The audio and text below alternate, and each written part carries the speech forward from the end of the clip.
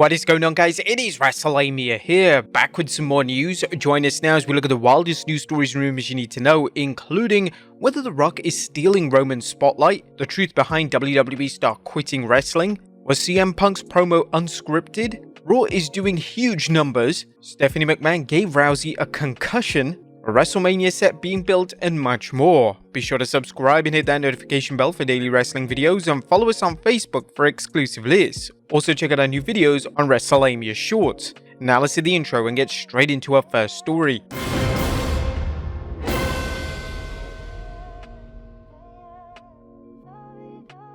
Our first story looks at The Rock stealing Roman's spotlight. On top of today's news is a question of whether The Rock is stealing Roman Reigns' spotlight. Reigns, who's been pushed as the elite of the elite in the WWE, is suddenly looking like a second banana to The Rock. At least that's the argument Nick Nemeth, aka former superstar Dolph Ziggler, is making. Nemeth discussed how and what he sees as a focus on The Rock.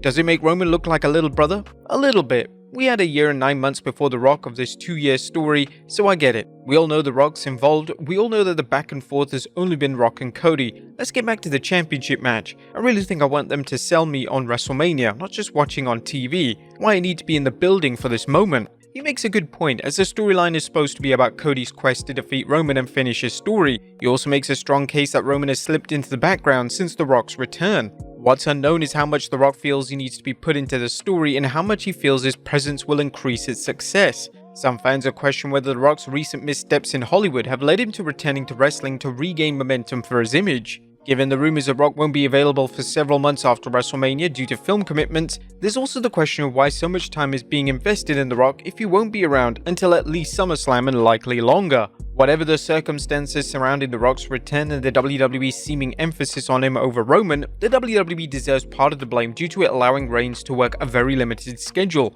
Fans have come to expect few appearances from Reigns, and while he's still a draw, his rare appearances make it even easier for someone to steal the show for him. Do you think The Rock is stealing the spotlight for Roman, either intentionally or inadvertently? If so, what is the reason or reasons behind this, and is it a good or bad thing? Let us know in the comments down below. Next up, the truth behind the WWE star quitting wrestling. Is former brawling brute Ridge Holland retiring from wrestling? Holland, who's been working on NXT of late, recently announced on the 26th March edition of the Black and Gold brand that he's hanging up his boots. As he Scoops noted though, Holland delivered an emotional promo on Tuesday's NXT and stunned the fans with his announcement. He has said he's been going through a lot lately and is concerned for the safety of not only his opponents but himself. The WWE followed this up by moving Holland to its alumni section, sending the message that this is legitimate. However, some of you will be glad to know that Ridge isn't retiring and the WWE is doing the best to fool the fans, at least according to Fightful Select. NXT sources have confirmed to Corey Brennan of Fightful Select that this is part of Holland's current storyline and is not an official retirement. The story has been one that Holland has been motivated to do, with the former brawling brute being receptive to suggestions. The WWE is playing off how Holland accidentally injured Big E 2 years ago, as well as Holland being involved in a match where Pretty Deadly's Elton Prince was hurt. Some fans are criticizing the WWE for exploiting real-life injuries into an angle. Nonetheless, the WWE appears to be going full speed ahead with this storyline, and it's unknown what kind of payoff it will lead to. Whatever the case, the announcement did get a funny reaction from fans, as some were clapping in the audience. What do you guys think though? Is this in bad taste or just another example of the promotion using a real life story and spinning it into a kayfabe one? Next up, was CM Punk's promo unscripted? Fans are still talking about Monday's wild episode of Raw, including the no holds barred promo between Punk, Drew McIntyre and Seth Rollins. Punk and McIntyre laid into each other, and Seth Rollins with some hard-hitting insults, while the Visionary did his best to stay in the game. However, while the WWE still scripts promos, Fightful Select is reporting that all three superstars were given considerable latitude. The buzzworthy promos saw each man taking shots at one another repeatedly during the show, had a much more loose feeling, and if those in WWE are to be believed, it was as scripted as many other we've seen. This would seem obvious in the past, but even some of the most emotional promos that many thought weren't scripted ended up being scripted word for word. Instead, the claim internally is that there was a general outline and are told that the talent knew they were all going to just go for it and see what happens. CM Punk's use of profanity didn't go unnoticed, but even though the WWE has stressed it's still a PG company in terms of language, these restrictions seem to be growing more relaxed. Next up, CM Punk promo, a wild success. The three-way verbal volley between Punk, McIntyre and Rollins obviously caught the WWE Universe's attention as WrestleNomics' Brandon Thurston is reporting on the blockbuster numbers it brought in. The high quarter hour for the WWE Raw last night by far was 9 to 9:15 PM, with the CM Punk Drew McIntyre Seth Rollins in-ring segment averaging 2.2 million viewers and a 0.71 18 to 49 rating. It benefited from no ad breaks though, so did the opening quarter. The average for Raw last night was 1.729 million, which gives you a good idea of how much the segment popped the audience. Next up, did Stephanie McMahon give Rousey a concussion? Now it's time from the latest from former superstar Ronda Rousey, as she's now discussing the concussion she suffered during a time in the WWE, including one particularly potent slap from Stephanie McMahon.